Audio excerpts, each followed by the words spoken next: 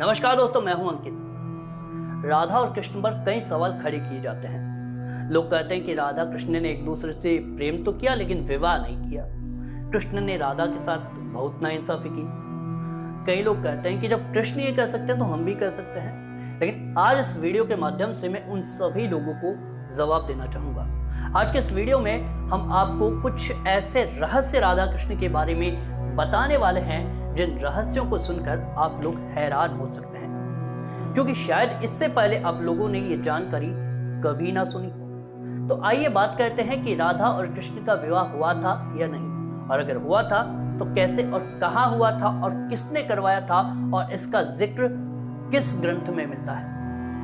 तो आपको बता दें कि राधा और कृष्ण का जो विवाह हुआ था वो भांडेर वन में हुआ था, और विवाह करवाने वाला कोई साधारण पंडित नहीं बल्कि स्वयं ब्रह्मा जी थे। इसका जिक्र मिलता है गर्ग संहिता में और ब्रह्म वैवर्त पुराण में। तो अब बात करते हैं कि आखिरकार ये सब हुआ कैसे था। एक समय की बात है जब नंद बाबा को लगा कि आज मुझे गैया चराने के लिए अपने लाला को भी साथ ले जाना चाहिए। अब अपने छोटे से बालक को गोद में लेकर नंद बाबा गैया चराने के लिए निकल पड़ते हैं। अब अचानक से वो जब भांडेर वन के समीप जाते हैं तो अचानक से अंधेरा हो जाता है, चारों तरफ बिजलियां कड़कने लगती है, बारिश का मौसम हो जाता है। नंद बाबा सोचते हैं कि आखिरकार अचानक ये कैसे हुआ। अब तक तो मौसम बिल्कुल साफ था, लेकिन अचानक से ये मौसम इतना बिगड़ने क्यों लगा। नंद बाबा को कुछ समझ नहीं आता, और अचानक से नंद बाबा के सामने पूरी तरह से अंधेरा हो जाता है। और नंद बाबा जब अपनी नजरें ऊपर उठा के देखते हैं तो नीलांबर ओढ़े हुए स्वयं राधा जी वहां आती हैं, और राधा जी को नंद बाबा जानते हैं। तो नंद बाबा से राधा जी कहती हैं कि निक अपनो लाला मुंह को दे दो।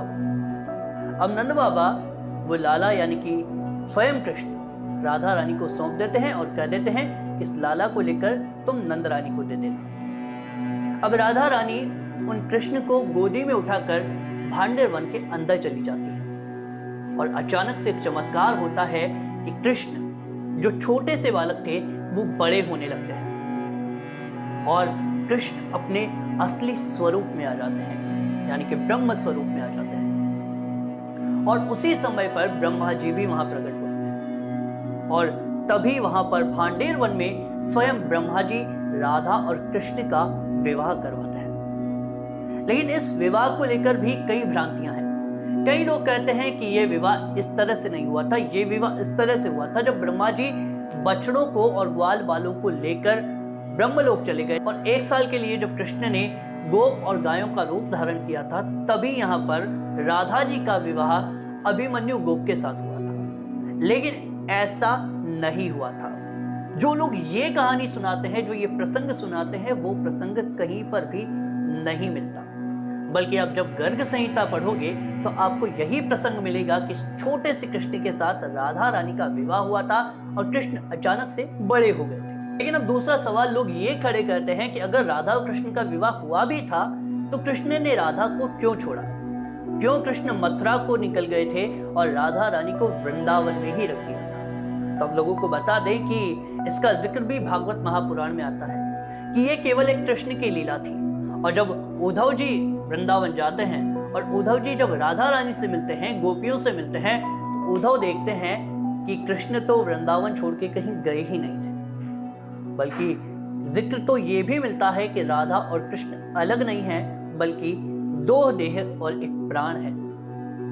इसका मतलब कृष्ण ने कभी राधा का परित्याग नहीं किया था। तीसरा जो सवाल है वो ये है कि अगर कृष्ण मथुरा को छोड़कर चले गए थे तो उसके बाद राधा का क्या हुआ था, कैसे राधा रानी का स्वधाम गमन हुआ था। तो कई जगह ये जिक्र मिलता है कि जब महाभारत का युद्ध समाप्त हो चुका था तब सभी वृंदावनवासी नंद बाबा, माँ यशोदा और स्वयं राधा रानी कुरुक्षेत्र की उस भूमि पर पहुंचे थे। कहते हैं कि ग्रहण का प्रभाव कुरुक्षेत्र पर नहीं पड़ता। तब वहां पर भगवान कृष्ण से राधा रानी ने प्रार्थना की थी कि आज मैं तुम्हारी मुरली सुनना चाहती हूँ, तुम्हारी वंशी सुनना चाहती हूँ। और कहा जाता है कि कृष्ण वहां पर बांसुरी बजाने लगे, और उस बांसुरी में मंत्रमुग्ध होकर राधा इतनी खो गई थी कि राधा ने अपने शरीर को वहीं त्याग दिया था। और जैसे ही राधा ने अपनी आत्मा को कृष्ण में विलीन किया, कहा जाता है कि कृष्ण इतने व्याकुल हो गए थे, इतने व्यथित हो गए थे कि कृष्ण ने उसी समय उस बांसुरी को तोड़ दिया था। तो ये थे राधा रानी और कृष्ण से जुड़े हुए कुछ ऐसे रहस्य जिनके बारे में शायद हर कोई जानना चाहता है। लेकिन कई लोग तो इतने महान हैं, वो कह देते हैं कि राधा तत्व कोई है ही नहीं, यानी कि राधा तो कोई थी ही नहीं। ये केवल एक धारा है जिसको अगर कृष्ण की तरफ मोड़ दो तो वो राधा बन जाती है। वो तो राधा तत्व को सरे से नकार देते हैं। वो कहते हैं कि भागवत में कहीं भी राधा का जिक्र नहीं है। तो अब इसकी भी बात कर लेते हैं कि राधा रानी का जिक्र भागवत में क्यों नहीं है। तो कहा जाता है कि राधा रानी शुकदेव जी की गुरु थी और अपने गुरु का नाम नहीं लिया करते। और जब राजा परीक्षित को शुकदेव जी श्रीमद् भागवत महापुराण सुना रहे थे तो कहा जाता है कि जैसे ही राधा रानी का नाम शुकदेव जी लेते थे या सुनते थे तो 6 महीने के लिए उनकी समाधि लग जाया करती थी। इसीलिए राधा तत्व को, राधा नाम को श्रीमद् भागवत महापुराण में श्री कहकर संबोधित किया है। लेकिन ऐसा नहीं है कि अन्य पुराणों में अन्य जगह राधा रानी का जिक्र नहीं। अब जब ब्रह्मवैवर्त पुराण उठाकर देखोगे तो ब्रह्मवैवर्त पुराण में भी राधा रानी का जिक्र है, गर्ग संहिता में भी राधा रानी का जिक्र है, और भी कई ऐसे पुराण हैं, उपनिषद हैं जहां पर स्वयं राधा रानी का जिक्र मिलता है और ये प्रमाण मिलता है कि राधा और कृष्ण का विवाह हुआ था। तो ये थे राधा और कृष्ण से जुड़े हुए कुछ ऐसे रहस्य जिनके बारे में शायद आप लोगों ने इससे पहले नहीं सुना हो। तो धर्म और संस्कृति से जुड़े हुए कुछ और रहस्य लेकर हम फिर से हाजिर होंगे। फिलहाल आज के लिए बस इतना ही। अगर आपको हमारी वीडियो पसंद आई हो तो वीडियो को लाइक करें, चैनल को सब्सक्राइब करें, बेल आइकन पर क्लिक करें ताकि हमारी हर आने वाली वीडियो का नोटिफिकेशन आप लोगों को मिलता रहे।